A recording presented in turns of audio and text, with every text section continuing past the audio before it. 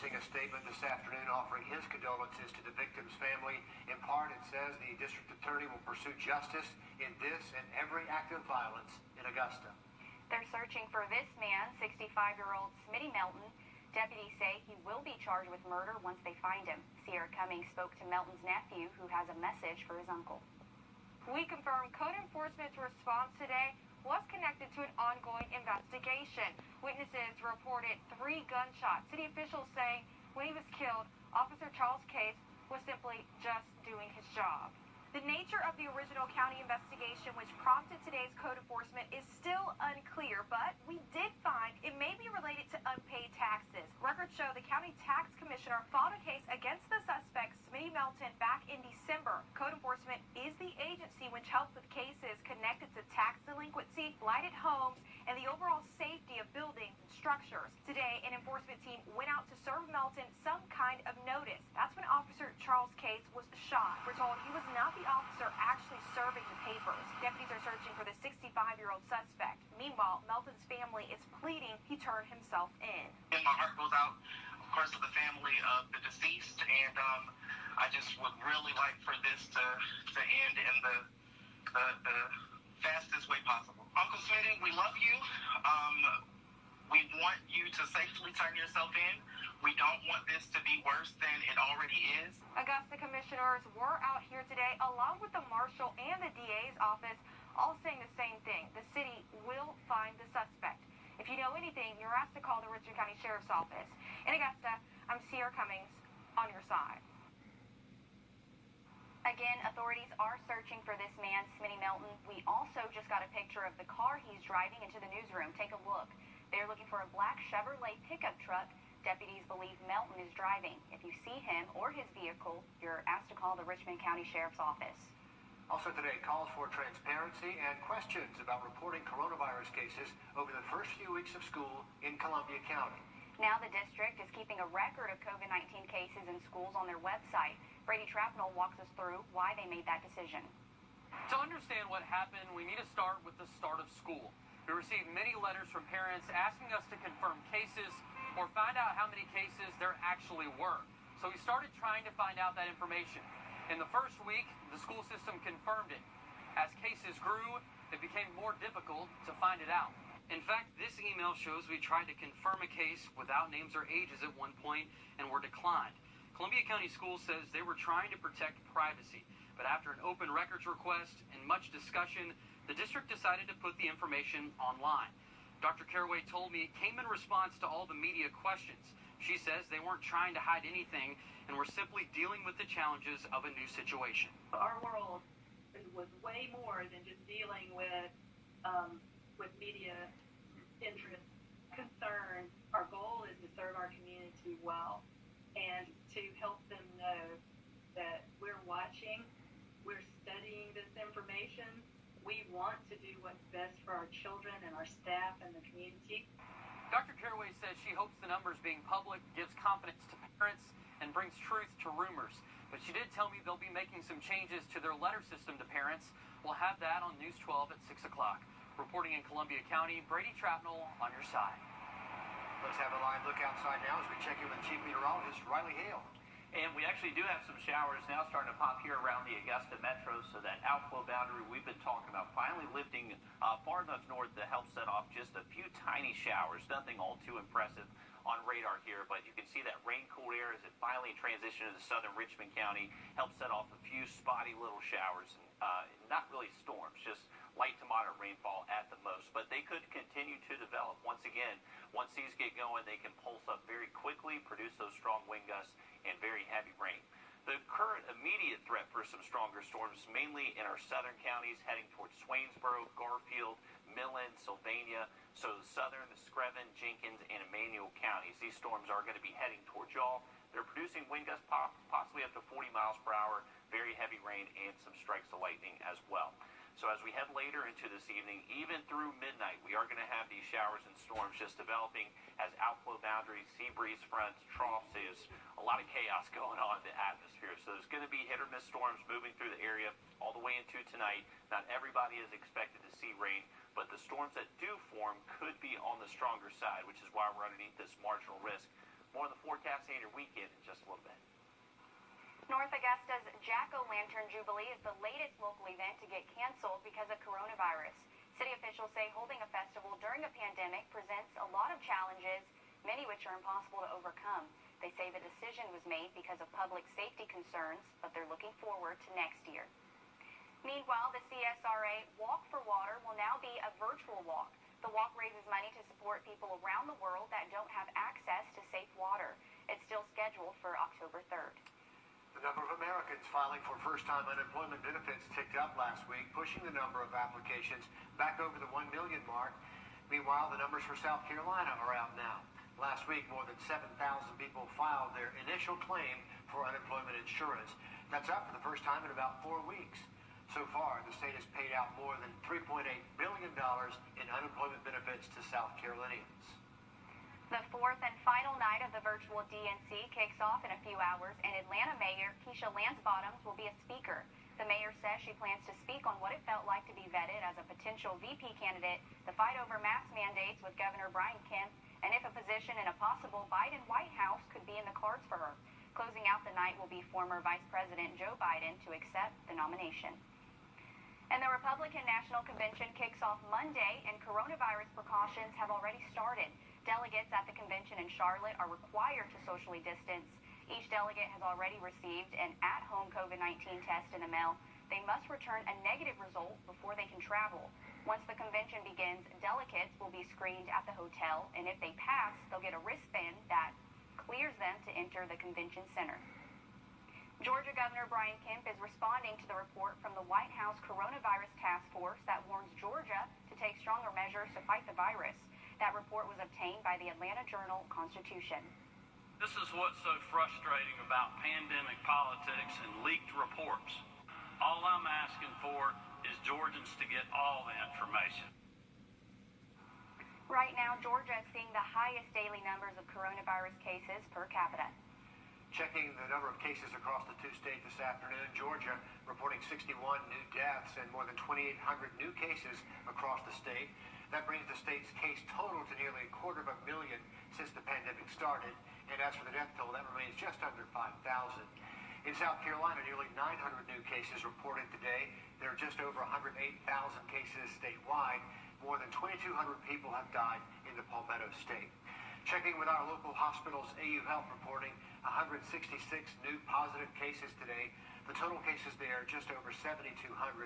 67 COVID patients are being treated in the hospital. University Hospital sitting at 1,200 total cases. Today they say they have 79 inpatients, 2 fewer than yesterday. Aiken Regional with more than 600 positive cases. Doctors Hospital reporting 2 new cases today. They also have 23 people being treated. And in the Charlie Norwood VA, 4 new positive cases there. Governor Henry McMaster's office says new nursing home guidelines could be released soon. It's been more than 5 months since the first visitation restrictions went into place at nursing homes and assisted living facilities across the state to prevent the spread of coronavirus. One family who wants to see action on the issue says her mother is suffering from isolation from loved ones and will continue to suffer until something is done. To have her on your mind and thinking that the last thing she said was, I just wish God would take me on home. Because they're there. I mean, there's what is your hope? What is it to live for? The governor's office did not give a date for publishing the guidelines, but says the governor will make the call on when to move forward. A couple of Georgia teachers going viral after releasing this back-to-school music video. You've heard their music. Now we'll hear from them about what inspired it. Right along Milledgeville Road and Olive Road in central Augusta, pretty much the only spot seeing a very light shower out there currently here across the metro. Take a look at some stronger storms south of us in just a little bit. Hospitals strain to treat patients with COVID could have an impact on anyone who needs emergency care. She was living right here by herself until May. Maybe somebody else's mother's laying out there in the hall. Tonight on News 12 at 6 o'clock.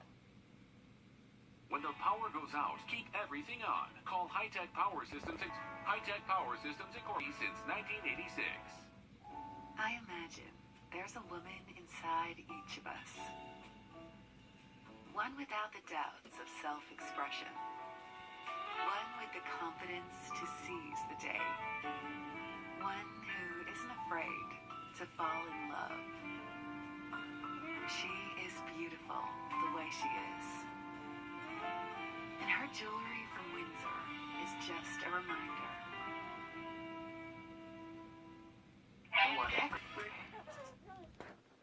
They've discovered toxins that may be harmful to people and pets in a lake in Barnwell County. If you're heading for a swim this weekend, DHEC is urging you to avoid Lake Edgar Brown. Health officials have issued a recreational water advisory for the lake because of microcystins in the water. Those are toxins normally produced by blue-green algae, which we saw here in Augusta last summer. The Department of Natural Resources is advising people not to eat the fish at that lake until they lift that advisory. If you or a pet are showing signs of illness after visiting the lake, be sure to contact the doctor or veterinarian. Check this out. You're looking at a water spout between St. Simon's and Jekyll Island Tuesday afternoon on the Georgia coast. The Department of Natural Resources was able to catch this cool video showing the spout near the Sidney Lanier Bridge. I'd hate to be on the water when that's happening, Riley. Oh, for sure. Definitely not something you want to be around. Luckily, the worst conditions are just found right where it is, so it's fairly calm kind of if you get 10, 20 yards out from it, but it's very cool to see. And this is the time of year where water spouts are fairly frequent along the Georgia and Florida coastline. There's not a lot of friction over water, so those convective rolls are able to get going a little bit easier. We are tracking a good bit of storms to our south, mainly south of Augusta, but in our southern counties, they've been dealing with a good bit of showers and storms this afternoon. It is thanks to an upper-level trough trying to guide these storms to the north and west, and then we also have the sea breeze front moving inland. So there's a couple of different forcing mechanisms out there that should help bring some of these storms further north throughout this evening. The strongest storms we're currently tracking near Twin City, Garfield right there in eastern Emmanuel County. Millen, you're currently dry, but these storms are trying to build your way. They're not severe, but they are producing some heavy rain, maybe even some gusty winds and a few strikes of lightning. Just some light showers through northern Jefferson County. Winds, you're just kind of seeing light rain to sprinkles out there. Those are trying to make their way further north towards southern Richmond County and even have a little tiny shower pop up near Beach Island there just outside of Augusta. Through the rest of this evening, even into tonight, we're going to keep the chance of these just kind of trying to work their way north and west through the area. There is going to be the opportunity for a few stronger storms that would mainly favor areas south of Augusta. From what I'm seeing on radar, latest radar trends, the higher opportunity would definitely be in areas south of I-20. So that's through this evening. And those downpours could be heavy at times. Would not be surprised if we have maybe a flood alert or two across the area. This is a jump ahead to midnight. You can still see we have some pretty decent downpours out there. So this isn't necessarily expected to be a situation where these die out directly after sunset. Early Friday morning, we're expecting a bit of cloud cover, maybe even some patchy fog, especially for those areas that see rain this evening. As we head into Friday afternoon, every different model run, it just shows something completely different. Friday, we are expecting a good chance for showers and storms to move on through. This model is just not really having its act together all too well. Friday, less of a chance for storms. Those appear to be more isolated for us. But overall, storm change is looking pretty good the next 24 to 36 hours. So through this evening and tonight, we're expecting hit and miss storms to move through the area. We're not guaranteeing rain for everybody in the CSRA. It's rather just some people are going to see rain, others won't. For your Friday, everybody has a decent chance to see storms at some point during the day. Not expected to be an all-day rain by any means Friday, but just watch out for some of those heavier downpours. Rain chances moving into next week are going to be highly dependent on the eventual path of Tropical Depression 13. As of right now, it is expected to continue a path towards the west, northwest, and actually expect to become at least a Category 1 hurricane by early next week. And you can see that cone of uncertainty brings it to that mainly west coast of Florida and the Gulf Coast as well. So there's something definitely there for us to monitor over the next several days. And as we head into early next week, we'll definitely start to understand more of where this storm's going to go. For the weekend, watch out for a few isolated storms in the afternoon. Temperatures remaining in the upper 80s. Yeah, we virtual, and you know it's up, so we're about to take it up a notch. If you were watching this morning, we told you about a couple of Georgia teachers who went viral with this back-to-school music video, and now we're going to hear from them. For millions of students, back to school this year means back to the laptop, so the teachers have reimagined their welcome back for the age of distance learning. What's Poppin' by Jack Harlow is a very popular song.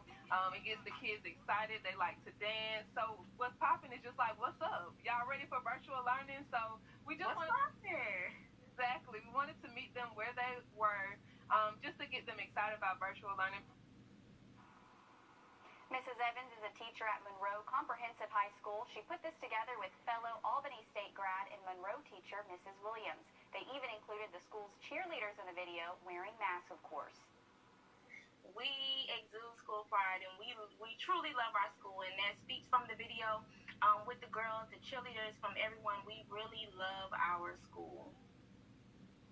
Well, this morning, the two teachers were featured on Good Morning America. Mrs. Evans says the video is just a great reminder for students to always be motivated and take it over the top. And I think we need to use what's poppin' more. What's poppin'? Say what's poppin' over there. I like it. I need to hear the whole song because just for the 3 seconds we heard just made me want to get up and dance. So I know kids are doing that right now. We need a little bit more of what's poppin' every day, don't we? Okay, whether it's learning virtually from home or homeschooling, it's going to come with some challenges for parents. Next, how one mom is sacrificing her time to teach her autistic child. Georgia fans. Breaking news this afternoon, we're learning at least 20,000 USC fans will be allowed at Williams-Brice Stadium for home games this season. The big requirements are that fans must wear a mask, physically distance, and tailgating will be discouraged. Garnet and black mask coming our way. Well, as parents, you want to do what's best for your child, even if it means giving up some things yourself. For one mom, that meant giving up her job to make sure her child with special needs can keep learning from home. Wrdw reports. Marion Henry wears many hats, a mom, a student, and now a teacher to her 4-year-old son. The level of learning that he needs, I wasn't prepared. She says because her son has autism, Mommy, time down. It's a challenge to keep his attention. They thought about the regular children. They did not think about the special needs children. They didn't think about what they were going to need. She says her son normally has speech therapy and qualified teachers to help provide him with unique ways to learn. What color is that again? Green. And though sending him to school may make things a little bit easier, she says the thought of losing her baby boy is breathtaking. It's an indescribable feeling. I don't want to bury a child. I don't know how it feels. She says she had to make a decision, so she quit her job to provide her son everything he needed to stay ahead. It's a struggle, you know. Bills and everything pile up. I'm not going to leave him behind. I'm not going to allow him to fall behind. Whether finding games to teach him on the phone or quick overviews of the alphabet. What's that? Henry says she's willing to do whatever it takes. Zymir's future depends on it. Wrdw on your side. Sometimes moms knows best when it comes to teaching the kids, right? This just goes to show that moms are superheroes and just will do just about anything for their kids. Absolutely right. Heads up, Millen, Sylvania, and Swainsboro. We do have some storms heading your way, produce some heavy rain, a few strikes of lightning. One last look at that 7-day forecast coming up. The Southern Roofing, locally owned and celebrating 87 years as the CSRA's favorite roofing company. All right, let's take a look at your community calendar. It's Thursday Fun Run in North Augusta. Organizers say it's a free and excellent way to meet other runners in the community. The run will start at Your Pie in North Augusta at 6 and should last until around 7. And if you're looking for some sweet eats, Whipped Creamery has you covered. Weather permitting, the shop's food truck will be at the Sweetwater Commons until 7 tonight. And be mindful, there could be a few stray showers or storms rumbling through the area over the next several hours. Most of the activity has stayed to our west and to our south, but our upper level winds are trying to guide these to the north and to the west. So there is going to be a better opportunity for you to see some rain later this evening if you stay dry so far today. So most of these storms coming from the coast, this is pushing in along the sea breeze front. That's starting to set off some showers through Allendale, Bamberg County, and some stronger storms right around the Emmanuel and Jenkins County line. So places like Twin Cities, Garfield, you're starting to be hit by some of those storms. Here around Augusta, we have some light showers in northern Jefferson County. This is from that outflow from storms earlier, just gradually making its way northward, but losing its punch. So not anticipating too much in the way of strong storms here across the metro the next, say, 30, 45 minutes, but you could see some light showers out there. We're expecting decent storm chances again Friday. That could trigger off a few isolated flood alerts. For the weekend, less coverage of storms expected. High temperatures remaining just a little bit below average in the upper 80s. And looking good as we head later next week. That is what's popping right there. The news continues here on News 12. We're back in 3 minutes. Pop.